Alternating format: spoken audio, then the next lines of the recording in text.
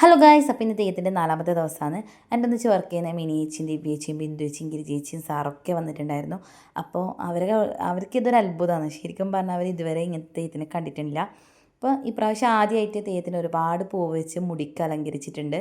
മുടി വെക്കുന്ന കല്ലിന്ന് കുതിരയിലാണ് തെയ്യം വരുന്നത്. അപ്പം ആദ്യത്തെ ദിവസത്തെ തെയ്യം എനിക്ക് കാണാൻ കഴിഞ്ഞിട്ടില്ല. ഇത് 2ാമത്തെ ദിവസത്തെ തെയ്യമാണ്.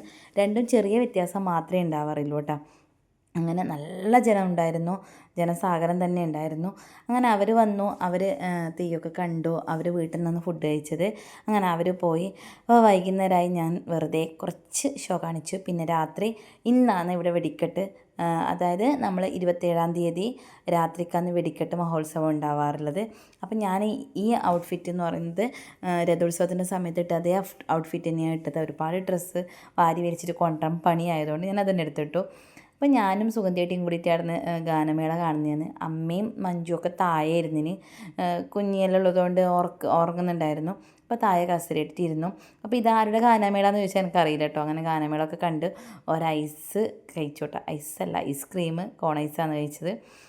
നേരെ പിന്നെ രഥോത്സവമാണ്. ഈ രഥം നേരെ മുകളിലെത്തിക്കഴിഞ്ഞാണ് വെടിക്കെട്ട് മഹോത്സവം ഉണ്ടാകുന്നത്. അപ്പോൾ നിവുട്ടൻ ഇപ്രാവശ്യം ഒറ്റ തവണ പോലും മിസ് ചെയ്യാത്തൊരു കാര്യം എന്ന് പറഞ്ഞത് രഥം എല്ലാ പ്രാവശ്യവും ഓൻ വലിച്ചിട്ടുണ്ടായിരുന്നു. തിരിച്ച് കൊണ്ടുവെക്കുന്നത് വരെ ഓൻ വലിക്കാൻ കൂടിയിട്ടുണ്ടായിരുന്നു കേട്ടോ. അപ്പോൾ അത് ശരിക്കും പറഞ്ഞൊരു ഭാഗ്യം തന്നെയാണ്. എൻ്റെ മോനത് സാധിച്ചില്ലേ, അപ്പം എനിക്കും വളരെയധികം സന്തോഷമാണ്. പിന്നെ ഒരുപാട് എനിക്ക് തോന്നി എല്ലാ വർഷത്തേക്കാളും ഇപ്രാവശ്യമാണ് ഏറ്റവും കൂടുതൽ ആൾ ഞാൻ കണ്ടത്. നല്ല ജനം ഉണ്ടായിരുന്നു. ഇതെൻ്റെ നിവുട്ടനാണ് കേട്ടോ. ഇതൊക്കെ കാണുമ്പോൾ എന്തായാലും മനസ്സിലായിട്ടുണ്ടാവുമല്ലോ. അങ്ങനെ രഥം ചുറ്റുവണ്ടി വലി എന്നാണ് കേട്ടോ നമ്മൾ പറയുന്നത്. ഇത് ഒരുപാട് സമയമായി, ഏകദേശം ഒരു 10:30-11 മണിയെല്ലാം ആകുമ്പോഴാണ് ഇതിങ്ങനെ. എന്നിട്ട് ഈ പല്ലങ്കി മുകളിലെത്തി കഴിഞ്ഞിട്ട് വെടിക്കെട്ട് മഹോത്സവം ഇത് കണ്ടോ.